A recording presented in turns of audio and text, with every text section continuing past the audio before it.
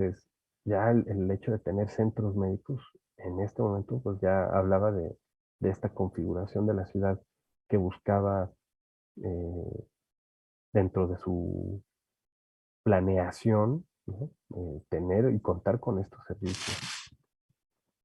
Este es el Centro Médico Nacional, ya con algunas remodelaciones, ¿no? Porque antes eran unos pabellones muy sencillos y en el mismo espacio, pues se plantea el Médico Nacional, ya veintitantos años después de diferencia respecto al de la raza, pero ya se cuentan con áreas de especialidad, ¿no?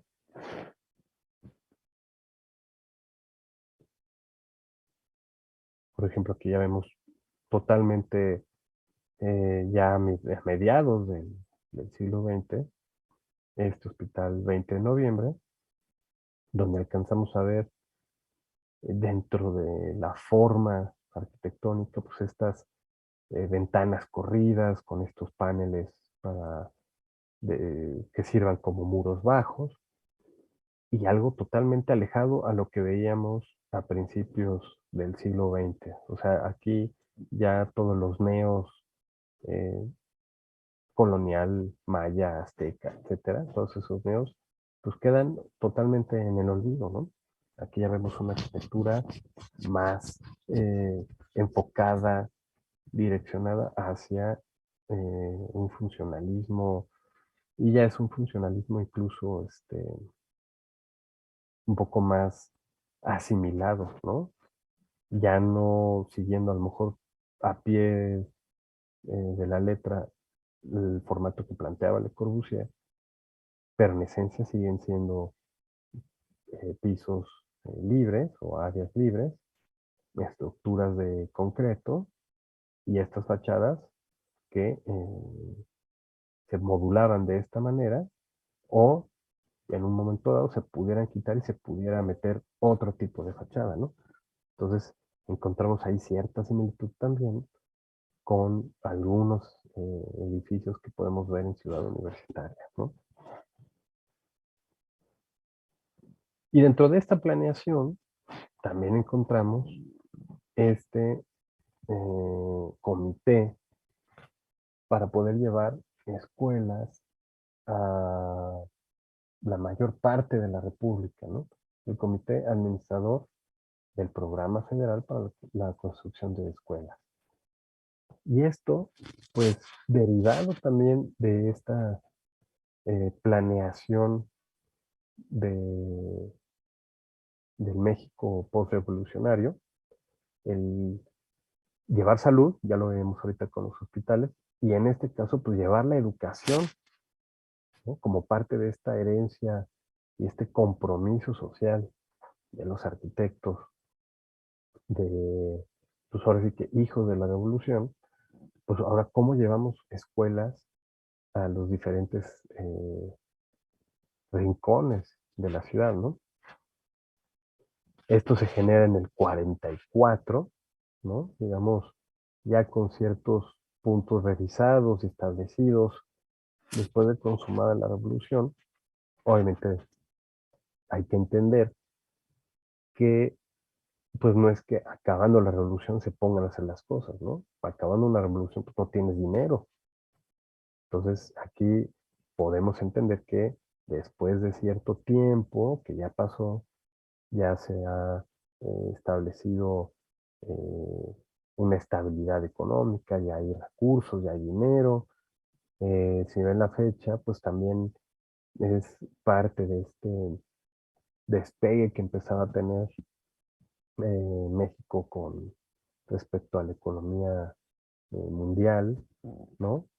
Eh, Al parecer fue en esta época de Ávila Camacho uno de los momentos, digamos, de bonanza en el país por el tema del petróleo, ¿no? Que en el 38, o sea, muy cercano a esta fecha, se nacionaliza y pues por ahí también pues hay ventajas, ¿no? Se puede vender petróleo o ya después de cierto proceso se vende el combustible y que se vendía el combustible incluso a Estados Unidos para la guerra, ¿no? Se producían coches incluso, ¿no? En México. Entonces había una bonanza económica y eso pues permite pues también establecer este tipo de programas, ¿no? ¿Qué objetivo tenía el programa de este comité?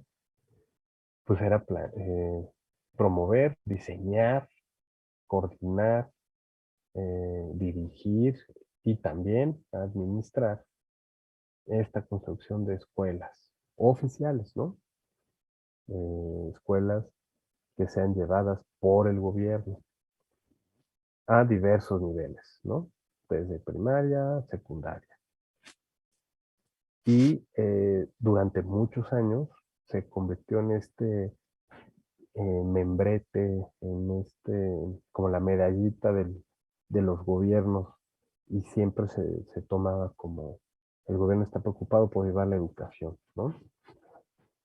Y como dice aquí Yáñez, el que construía estos hospitales, estaba creado por un espíritu de beneficio social, ¿no? Ahí vemos el compromiso social ya de los arquitectos, en este caso de Yáñez, como comentábamos, que va siempre del lado eh, social y sobre todo por su apego, su intención socialista, ¿no? Eh, a la población de bajo recurso y sobre todo guiándose con estos principios de racionalidad y economía, así como veíamos o comentamos en el caso de las escuelas de O'Gorman, que también tenía esta idea o estos principios de economía o de ingeniería de edificios, que estuviera muy bien calculado, muy bien diseñado. Digamos que estos principios que él plantea en las escuelas se retoma en este comité para que estas escuelas que se fueran a construir en otros estados y en otros lugares también de fácil o difícil acceso, pudieran tener esta ventaja de ser económicas y rápidas de construir. Entonces, ¿eso en qué deriva? En que hay muchos modelos de ese tipo de escuelas, porque pues, también depende la geografía en donde se encuentra. Por ejemplo, vemos esta escuela en Campeche. No pudiéramos pensar en una escuela como la que hacía O'Gorman de concreto con techos a 250, 3 metros, ¿no? Porque en Campeche se estuvieran asando, ¿no?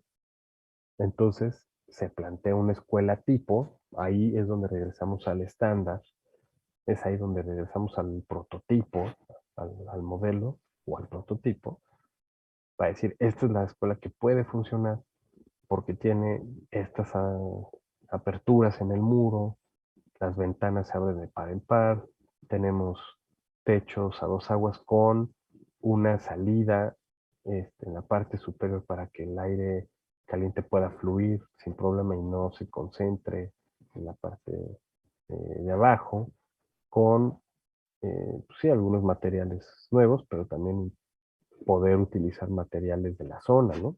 Entonces vemos ahí este diseño de la escuelita con, o ya sea con lámina o con palma, pero el chiste es tener esa escuela con algunas aulas, incluso para que el mismo grupo de alumnos pudiera tomar ahí las clases, dependiendo de la zona, ¿no? O sea, a lo mejor es una zona rural, tú no vas a tener 10 salones para ir pasando de años, ¿no? A lo mejor es la misma escuela o el mismo espacio y los niños van tomando clase cada vez eh, con el maestro, pero aumentando de nivel, ¿no?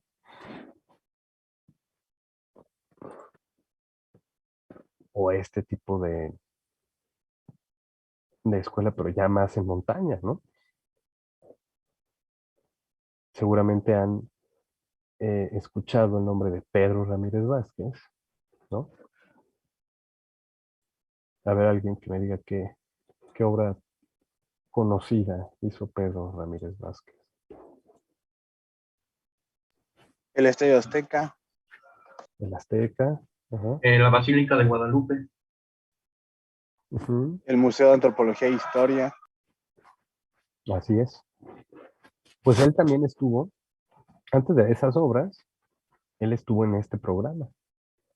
Y de hecho por aquí tenemos una imagen de Pedro Ramírez Vázquez dentro de las construcciones de estas casas, ¿no?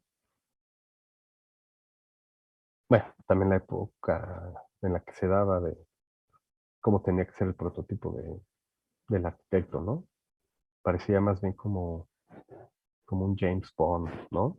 Solo le faltaba sacar ahí la pistola a Pedro Ramírez, pero lo importante de estas fotos es donde podemos ver la estandarización, ¿no? Lo que comentaban hace rato, bueno, porque se llevaba el material y a lo mucho se usaba tabique, se usaba incluso material, como comentamos en la escuela de Campeche, algunas cosas que pudieran encontrarse en la zona, ¿no? Pero primordialmente se llevaban pues estructura metálica o se pudiera hacer incluso también eh, estructura de concreto, tabiques. Ahí vemos en la foto inferior estos dados de, de cimentación para poder soportar las columnas, que a su vez iban a soportar eh, estos largueros y estos elementos transversales para darle paso a una cubierta metálica, seguramente de una lámina corrugada, y poder colar una losa encima, ¿no? Pero pues esto se construía en un tiempo mucho menor al que se hubiera hecho con una escuela toda de tabique, ¿no? Y vemos ahí algunos estándares de estas escuelas. Y que mucho de estos estándares de escuelas se siguió haciendo por muchos años y muchas de las escuelas que hay en los pueblos vienen o son incluso de este tipo, ¿no?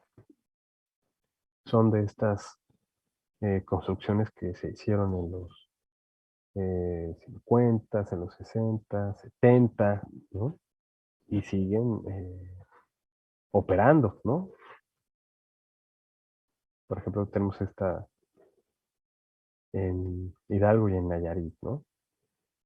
Obviamente tendrán alguna similitud entre ellas, ¿no? Pero bueno, es donde vemos la intención de esta planificación, ¿no? Como parte de esta herencia de, de los gobiernos ya más enfocados hacia la sociedad, ¿no? Después de la revolución. Y el caso de los multifamiliares, también el tema de la vivienda y que lo comentaremos un poquito más adelante, de cómo es que se dan también esta inquietud o esta intención de vivienda, porque la situación ya no daba más en la ciudad. Y esto debido a que hay mucha migración de, de los estados hacia la ciudad por la bonanza económica, porque hay más trabajo, ¿no? Ahí es donde podemos relacionar otra vez la situación o el contexto social. Vamos entendiendo por qué la gente, si no tiene oportunidad de sus estados o en sus pueblos, tienen que venir o buscan una oportunidad en la ciudad para poder trabajar pues, de algo, ¿no? Ahí hay dinero, eh, ahí hay chamba, ¿no? Pero pues, ¿dónde viven? Entonces empieza a generarse una demanda de vivienda muy fuerte. El centro, obviamente, lo que conocemos ahora como centro, pues empieza a saturarse, ¿no? Se entiende también mucho este tema de las viviendas como vecindad, y lo podemos ver en esta imagen de la derecha, de pues, incluso 3 familias en un departamento, porque pues ya el espacio es reducido en la ciudad, no hay oferta de vivienda o resulta también muy cara la vivienda, entonces tienen que vivir varios en esos espacios reducidos y pues eso pues va afectando también a aspectos de salud, ¿no? Todo este hacinamiento pues, siempre va a repercutir de alguna manera. Y del lado izquierdo, en la imagen vemos de estos primeros, ¿no? Inicios de vivienda colectiva ya en estas nuevas colonias como la Cuauhtémoc, como la Juárez, como la Condesa, incluso, eh, donde estos espacios o estos terrenos permiten a los arquitectos hacer estas em, experimentaciones, ¿no? De vivienda colectiva, pero ya más definida, ya con espacios eh, más estudiados, ¿no? Con espacios, incluso, bueno, lo que hablábamos del baño, ¿no? Ya el baño llegó para quedarse, ¿no? El baño ya es uno de los espacios necesarios en cada uno de los módulos o de los departamentos, cuando en la de la derecha pues era un baño para todos y estaba pues obviamente pues, adaptado en estos grandes eh, construcciones del centro que pues nunca se pensó que fueran a tener tal demanda, ¿no? Pero son inicios o son primeros acercamientos que se hacen por ahí de también de los 20, cuando en Europa, en la misma época, un poquito después, ya empieza a haber esta intención de los conjuntos habitacionales. Por ejemplo, de los modelos alemanes podemos ver el edificio de la imagen de la derecha, de abajo, con esta propuesta que hace Mies, que por ahí la comentamos también en alguna sesión anterior, de esta exposición de Weissenhoff, de la Verbum, para poder entender cómo es que el estándar de los materiales, eh, las estructuras y sobre todo estos principios que ya se estaban dando de esta nueva modernidad, pudieran generar espacios como este, más regulares. Ahí vemos una puerta de acceso que te lleva seguramente a unas escaleras, ¿no? Ahí se ven estas ventanas centrales y a los lados vemos estas ventanas corridas y después de cada ventana pues vemos ahí un apoyo vertical que seguramente